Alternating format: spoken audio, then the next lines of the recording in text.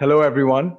Today we are joined by one of only eight boxers in history to hold all four major world titles in boxing: the WBA belt, the WBC belt, the IBF belt, and the WBO belt simultaneously. The former undisputed middleweight champion, WBC and WBO light middleweight champion, and one of the greatest boxers to step inside the ring. She will now look to begin a career in MMA with the Pro Fighters League. A big welcome to Miss Claressa Shields. Thank you for taking the time out of your very, very busy day to speak with us. No problem. Thank you for having me. Yeah. So, uh, it's almost 2020 is almost over. It was a very hard year for everyone, especially combat sports. Boxing was really impacted by COVID. So obviously your career got put on a hold. And this year, you've also made this massive decision to switch to MMA as well. So hmm it's been hard for everyone, but how did this year just impact your career and this decision to move to the PFL?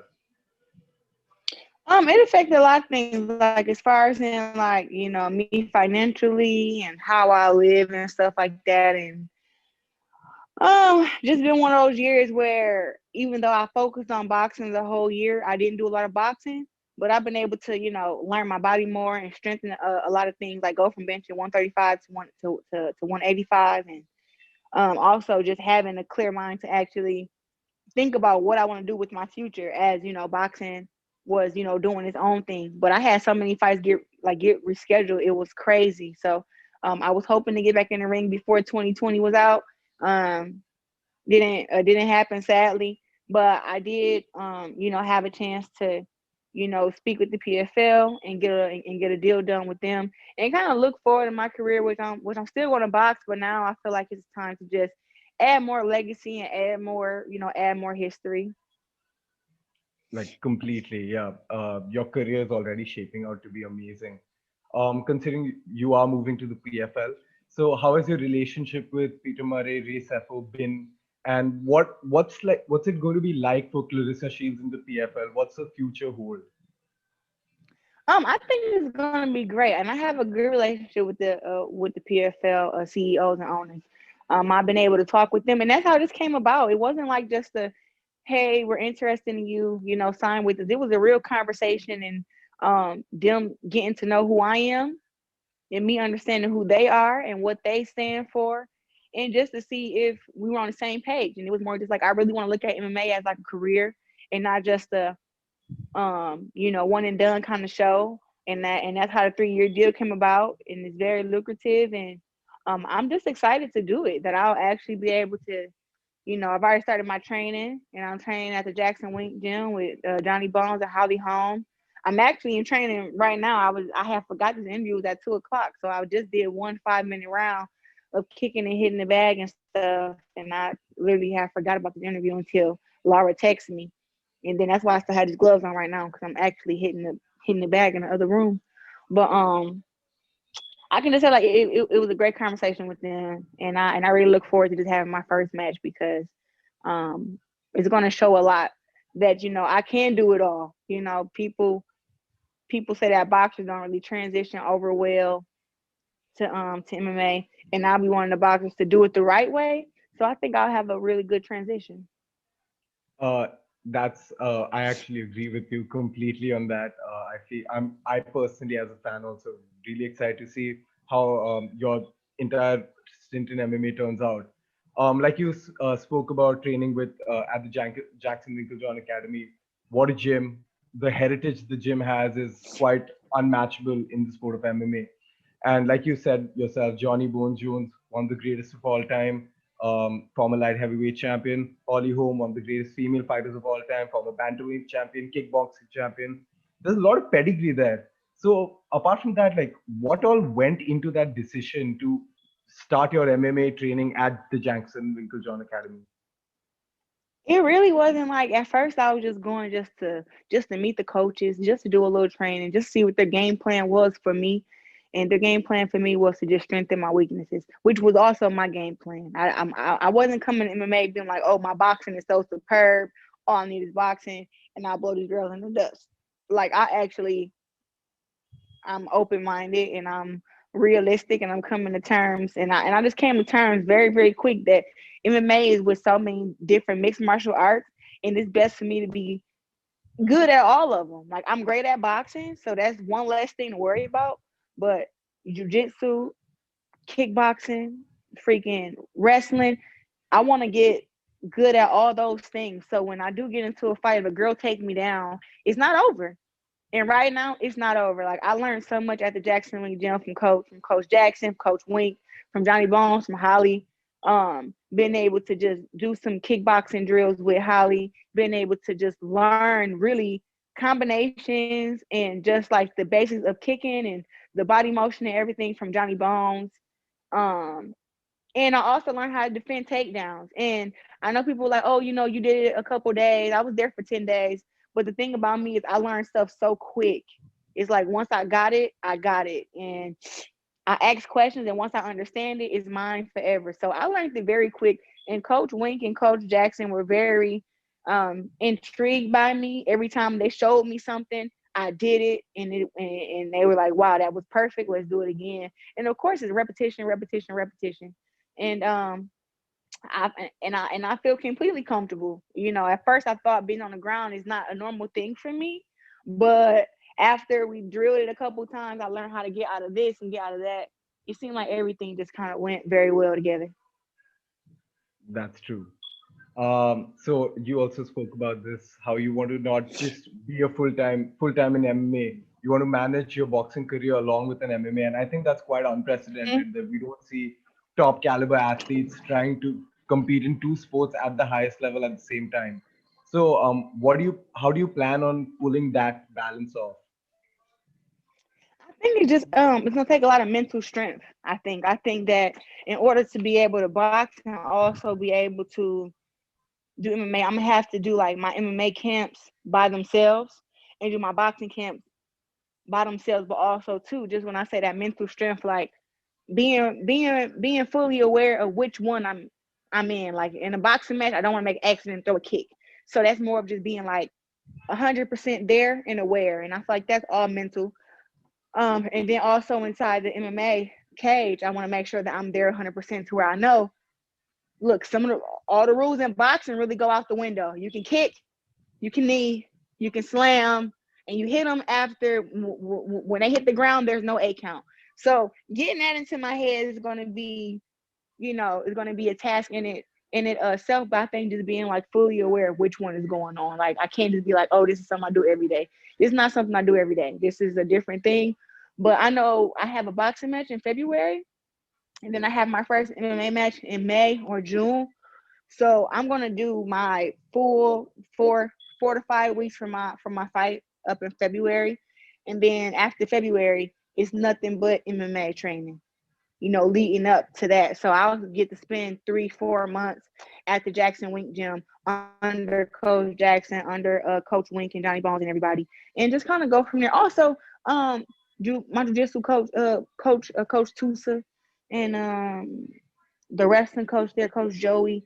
I mean, I got to get a taste of everything when I was there. It wasn't like, oh, we just doing stuff for the cameras. You really didn't film a lot. It was more just like drills.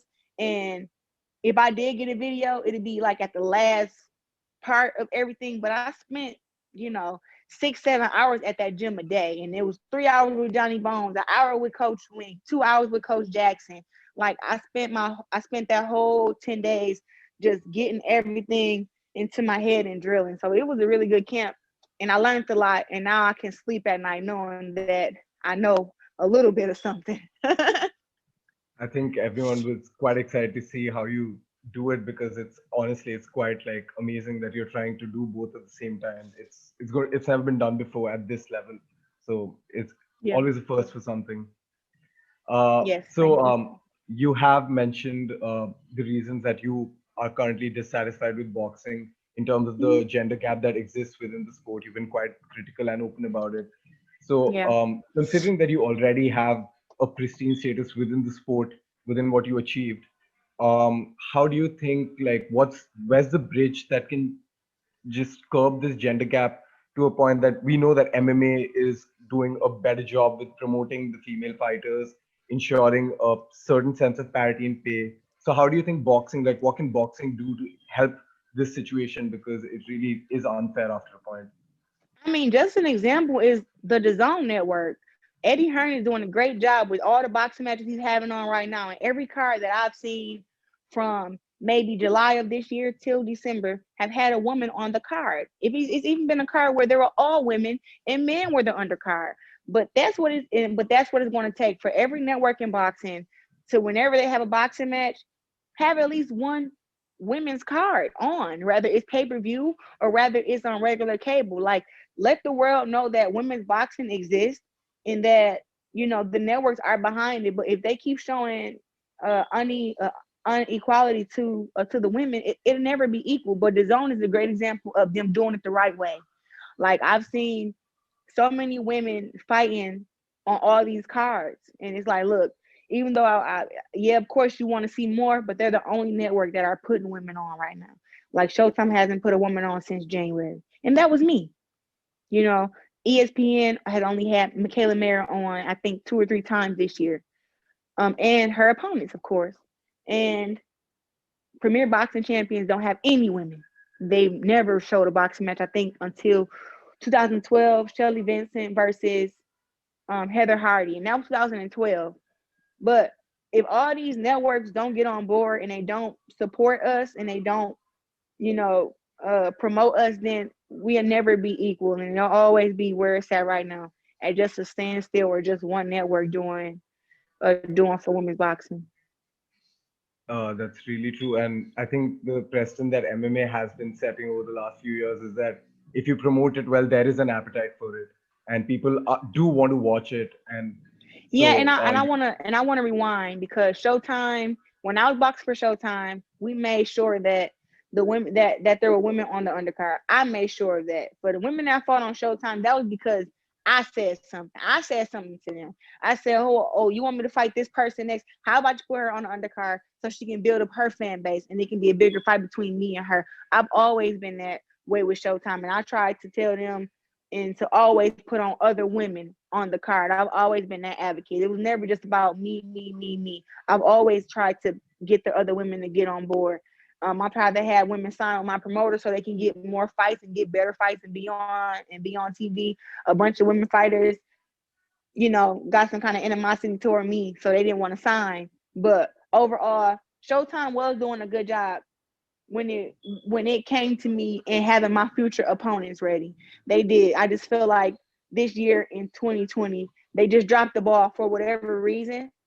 And I'm not gonna say that they were, you know, I just think that right now they just don't know that they're being sexist, and a lot of networks don't know. But it's like, just put women on the cards that you have men on and give the same opportunities, and you won't hear us complain, and you won't hear us keep yelling equality, because if we had it, we wouldn't yell that.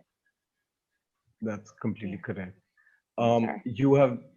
Been shown to be so headstrong. Like you've already at the age that you're at, two-time Olympic champion, multiple time, sorry, multiple time boxing champion, and in 2018 you wrote this piece for the Players Tribune, which is a fantastic piece about your grandmother and how she bred a fighting spirit in you. So, what role do you think that your grandmother now, seeing in 2020, looking at where you are, how, and now that you're about to transition to another sport while maintaining at the highest order, highest level, what do you think Mm, she would have said if she was there today? um. So, what did you mention her? Her anniversary is her death is coming up in a couple days. Um. I think my grandma would just tell me just to. I think she'd say just keep going forward, because even though boxing does kind of stress me out just a little bit, you know, she's always the person who said like, oh, give me a second, sorry. You know, I'm not ever gonna be like crying or emotional. It's just like, she'd just tell me just to show no weakness. That's what she would say. Her main thing was always show no weakness. You know, don't be weak, and that's just how I go about it. You know, I really can't. I'm not like a big complainer. You know what I mean? I'm just like a hard worker. I go and work for whatever I want, and whatever I want, I just work really, really hard for it. And, you know, she just would have said, show no weakness. Go, you know, go for whatever you want to go for and do it. You know, that's just how she was. And her anniversary is coming up in like 3 days. So crazy you mentioned her. It's my favorite person in the world. But I know she'd be super proud of me. She was my biggest fan. She loved that I boxed. She loved how mean I was inside the ring. She never judged me. My grandma was my number one fan. I know she's looking down on me. She's super happy. Super. Thanks. Thank you so much for talking to us. No It's been problem. great. It's been fantastic talking to you. You are a trailblazer in your sport right now, and considering everything you've achieved already, and with such a long career to look ahead to, it's really an honor to talk to you. Thank you for taking this time out. Same. Thank you for having me. Have a good one. Thank you. Have a good day. Okay.